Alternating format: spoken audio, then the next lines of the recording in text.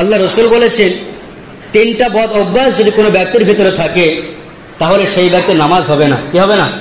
নামাজ হবে না।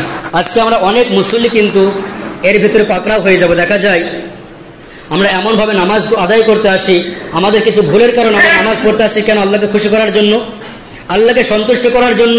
কিন্তু এমন কিছু ভুলের কাজে লিপ্ত হয়ে যাচ্ছি, এমন কিছু অপরাধ ভুল করে ফেলতেছি, যার কারণে দেখা যাচ্ছে যে আমার নামাজটাই হবে না, নামাজটা হচ্ছে না। এক নম্বর কারণ কি? দেখা যায় জামাত প্রায় শুরু হয়ে যাচ্ছে, জামাতে ইমাম সাহেব দাঁড়িয়ে গেছে, জামাত শুরু হয়ে গেছে, একজন ব্যক্তি তাড়াহুড়া করে উজু করে নামাজ পড়তে চলে আসছে কাতার ধরার জন্য, যাতে করে রাকাত ছুটে না যায়, রাকাত ছেড়ে না যায়। কিন্তু এত দ্রুত উজু করতেছে, দেখা গেল উজুর ভিতরে যে 4টা ফরজ রয়েছে, ফরজগুলো তার ছেড়ে যাচ্ছে। আমি নিজের চোখে দেখা যে উজু করতে বসেছি, 1 মিনিটও তার লাগে না, উজু করতে বসেছি, বসার পর ডান দিকে তাকাতে তাকাতে ওই লোকটার উজু হয়ে গেছে, মসজিদ পর্যন্ত চলে এসছে। এত তাড়াতাড়ি উজু করে, এই উজুতে আপনার কাজ হবে না। কারণ উজুর ভিতরে 4টা ফরজ রয়েছে, 4টা ফরজের ভিতরে একটাও যদি আপনার ছুটে যায়, একটাও যদি ঘাটতি হয়ে যায়, আপনি যত ভালো করে নামাজ পড়েন না কেন, আপনার নামাজে কোনো মূল্য নেই, কোনো দাম নেই। উজুর ভিতরে 4টা ফরজ আমরা অনেকে জানি না, আবার অনেকে জানি কিন্তু ঠিকভাবে আমরা গুরুত্ব দিই না। দেখেন 1 নম্বর ফরজ হচ্ছে এই মুখমণ্ডলকে ধৌত করা, চুলের গোড়া থেকে নিয়ে থুতনির নিচ পর্যন্ত, কানের লতি বরাবর পর্যন্ত ভালো করে ধৌত করা। যদি কোনো অনেক মানুষ আছে দেখা যায় যে এরকম ভাবে মুখটাকে ধৌত করে, কিন্তু চুলের গোড়া পর্যন্ত পানি পৌঁছায় না। আবার দাড়ি থাকলে দাড়িকে খেয়াল করে না, দাড়ির ভেতরে পানি পৌঁছাতে হবে যাতে করে শুকনো না থাকে। তাড়াহুড়া করে কোনো রকম উজু করে নিলেন, আপনার মুখমণ্ডল ভালো করে ধৌত করা হলো না, কোনো একটা পশম যদি শুকনা থেকে যায়, তাহলে আপনি যত ভালো করে নামাজ পড়েন না কেন, আপনার নামাজ আদায় হবে না। 2 নম্বর আল্লাহ রসুল বলেছেন উজুর ভেতর 4টা ফরজ রয়েছে, তার মধ্যে 2 নম্বর হচ্ছে হাতের কোনোই পর্যন্ত ভালো করে ধৌত করা। কিন্তু একজন এত টাইট জামা পরে আসে, এতটুকু ধুয়ে চলে আসে, এত দূর পর্যন্ত তার পানি পৌঁছাচ্ছে না। এই উজুতে আপনি কেমন নামাজ আদায় করবেন বলেন?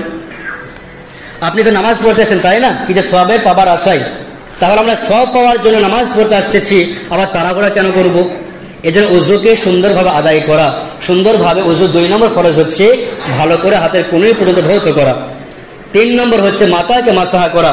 মাথা কিভাবে মাসাহা করতে হয় আমরা অনেকে জানি না, অনেকে ঘাড়কে বারবার মাসা করেই যায়, এটা নিয়ম নয়।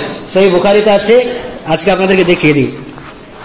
এইভাবে আসলো, দেখেন এইভাবে যাবেন, এই যে আসলো শেষ বরাবর, এই চলে আসলেন, মাথা মাসা হয়ে গেল। এটা হচ্ছে সহিহ বুখারীতে আছে। আর কিচ্ছু আপনাকে করতে হবে না, যে বারবার যে আপনাকে কয়েকবার যে ঘাড়ে গর্দে মাসা করতে হবে না, এটাই হচ্ছে সহি পদ্ধতি, মাথা মাসা করা হয়ে গেল। কিন্তু অনেকে আছে দেখা যায় কোনো রকম ভাবে করে এদিক ওদিক করে কানের মধ্যে আঙুল দিয়ে যায়, কিন্তু সঠিক পদ্ধতিতে মাথাকে মাসা করে না। তো মাথাকে মাসা করা হচ্ছে ফরজ, উজুর ভিতরে এটা যদি ছেড়ে যায় তাহলে উজু হবে না। 4 নম্বর হচ্ছে পায়ের টাকনু পর্যন্ত ধৌত করা। কিন্তু অনেকে দেখা যায় এত তাড়াতাড়ি উজু করে, পায়ের আঙ্গুলের ভিতরে শুকনা থেকে যায়, পানি পৌঁছায় না। আবার অনেক মুসল্লির ক্ষেত্রে দেখা যায়, লক্ষ্য করা যায়, পেছনে ফাঁকা থেকে যায়। তাহলে ওই ব্যক্তি যত ভালো করে নামাজ পড়ুক না কেন, তার নামাজ কিন্তু হবে না। তাহলে উজুর ক্ষেত্রে আমাদের লক্ষ্য করা, সুন্দরভাবে ধীরস্থির ভাবে উজু করা, ফরজের দিকে লক্ষ্য রাখা, যাতে করে 4টা ফরজ রয়েছে, এই 4টা ফরজ যেন আমার দ্বারাই ছেড়ে না যায়। এরপরে দেখেন নামাজ শুরু হয়ে গেছে, জামাত শুরু হয়ে গেছে, ইমাম সাহেব রুকুতে চলে গেছে, অনেক মুসল্লি তাড়াহুড়া করে সে রুকু চলে গেল, এক্ষুনি সামি আল্লাহ বলে উঠে পড়বে। এমন সময় তো আপনাকে বলা হয়নি যে আপনাকে তাড়াতাড়ি করে সে রুকু ধরতে। যদি বুঝতে পারেন না আপনি চলে এসেছেন, এক্ষুনি গেল, সেক্ষেত্রে আলাদা, আপনি রাকাত পেয়ে যাবেন। অনেকে এমনও আছে সিজদায় চলে গেছে, ইমাম সাহেব সিজদায় চলে যায়, মনে করে রাকাতটা পেয়ে গেলাম, সে তো রাকাত পাবে না, তাই না? তাহলে তার নামাজ কিন্তু হবে না, জামাতে নামাজ বাতিল হয়ে গেল। এই জন্য আমরা চেষ্টা করবো সুন্দরভাবে উজুকে সম্পূর্ণ করা, এবং রাকাত যখন শুরু হয়ে যাবে, জামাত যখন শুরু হয়ে যাবে, রুকুতে যখন দেখা যাবে এক্ষুনি গেল, সেক্ষেত্রে আপনি নিয়ত করে চলে যাবেন। নিয়ত না করলে সেক্ষেত্রে সমস্যা নেই, আপনি রুকুতে চলে যাবেন। কিন্তু সামি আল্লাহ বলে উঠে পড়ে গেছে, আপনি সেই সময় আল্লাহু আকবার বলে আপনি রুকু করে সামি আল্লাহ বলবেন, আপনি রাকাত পাবেন না। এরপর দেখেন ফজরের ক্ষেত্রে অনেক মানুষ আছে যে ফজরের ক্ষেত্রে ইমাম সাহেব জামাতে দাঁড়িয়ে গেছে, অনেকে আছে তাড়াহুড়া করে এসে দেখা গেল 2 রাকাত সুন্নাত পড়তেছে, কিন্তু জামাতে তা গুরুত্ব দিল না। এখানে কয়েকটা মত রয়েছে, বেশিরভাগ উলামায়ে কেরামের মত হচ্ছে ফজরের ক্ষেত্রে যখনই 5 ওয়াক্ত নামাজের ভিতরে যখন জামাত শুরু হয়ে যাবে, কোনো সুন্নাত পড়া যাবে না। জামাত শুরু হয়ে গেলে কোনো সুন্নাত পড়া যাবে না, কিন্তু ফজরের ক্ষেত্রে ভিন্ন। ইমাম আবু হানিফা রাহমাতুল্লাহ আলাইহির মত হচ্ছে ফজরের ক্ষেত্রে ফজরের আগে যে 2 রাকাত সুন্নাত রয়েছে, আল্লাহ রাসূল বলেন পৃথিবী এবং পৃথিবীর ভিতরে যা কিছু আছে সব কিছুর থেকে উত্তম হচ্ছে ফজরের 2 রাকাত সুন্নাত। সেই ক্ষেত্রে আপনি যদি বুঝতে পারেন না ইমাম সাহেব জামাত এখন শুরু করেছে, আমি 2 রাকাত সুন্নতকে শেষ করে আমি রাকাত কিন্তু পেয়ে যাব, এই ক্ষেত্রে আপনি 2 রাকাত সুন্নত পড়তে পারবেন। কিন্তু যদি মনে হয় যে আপনি রাকাত পাবেন না, এই ক্ষেত্রে আপনি সুন্নত পড়া বাদ দিয়ে আপনাকে জামাতে শরীক হতে হবে। কিন্তু অনেকে আছে দেখা যায় তাড়াহুড়া করে উযু করে এসে 2 রাকাত সুন্নত তাড়াতাড়ি করে পড়ে জামাতে সে হাজির হয়ে যায়, জামাত ধরে। এরকম নামাজ পড়লে আপনার নামাজ কিন্তু হবে না। এজন্য কিন্তু তাছাড়া বেশিরভাগ উলামায়ে কেরামের মত হচ্ছে নামাজে যখন কাতার শুরু হয়ে যাবে, জামাত শুরু হয়ে যাবে, সুন্নত না পড়া। কিন্তু আমাদের ইমামের মত হচ্ছে যদি আপনি বুঝতে পারেন না আপনি রাকাত পাবেন, জামাত পাবেন, সেই ক্ষেত্রে হচ্ছে 2 রাকাত সুন্নত পড়ে নেওয়া, এটা হচ্ছে উত্তম। আর একটা বিষয় দেখেন, নামাজ যে কোনো নামাজকে আল্লাহ রাব্বুল আলামিন কিন্তু বলেননি তাড়াহুড়া করে নামাজ পড়তে।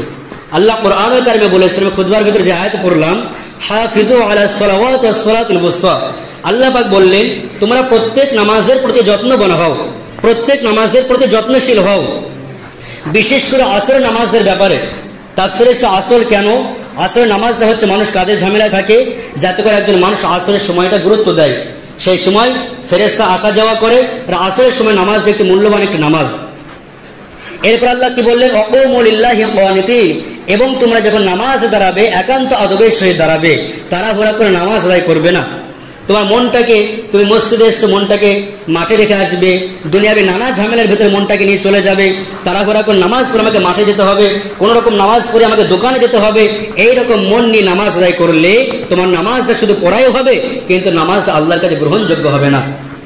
আম্মাদের আয়েশা রাদিয়াল্লাহু তাআলা আনহা বলেন, যে নামাজের ভিতরে যে ব্যক্তির অন্তর হাজির থাকে না, নামাজের ভিতরে যার অন্তর হাজির থাকে না, দিল হাজির থাকে না, ওই ব্যক্তির নামাজ আল্লাহর কাছে গ্রহণযোগ্য কখনোই হবে না।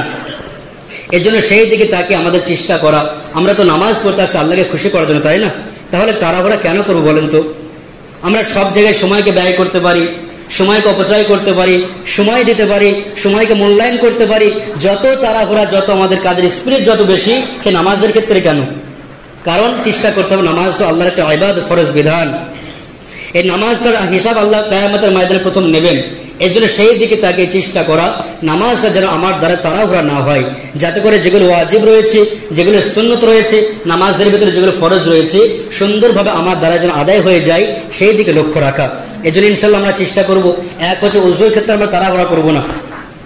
উযু করতে যখন বসে যাব সুন্দরভাবে উযু করবো। দেখেন এই যে হাতের কবজি দেওয়া সুন্নাত, নাকে পানি দেওয়া সুন্নাত, কুল্লি করা সুন্নাত, আর হচ্ছে এই 4টা ফরজ শেষে যে 4টা করা হয়, যে মুখমণ্ডল ধৌত করা, ফ্রেশটাকে ধৌত করা, আর মাথা মাসা করা, হাতের কোনোই ধোয়া, পায়ের টাকনু পর্যন্ত ধোয়া, এই 4টা হচ্ছে পরস্পর, এটা হচ্ছে ফরজ।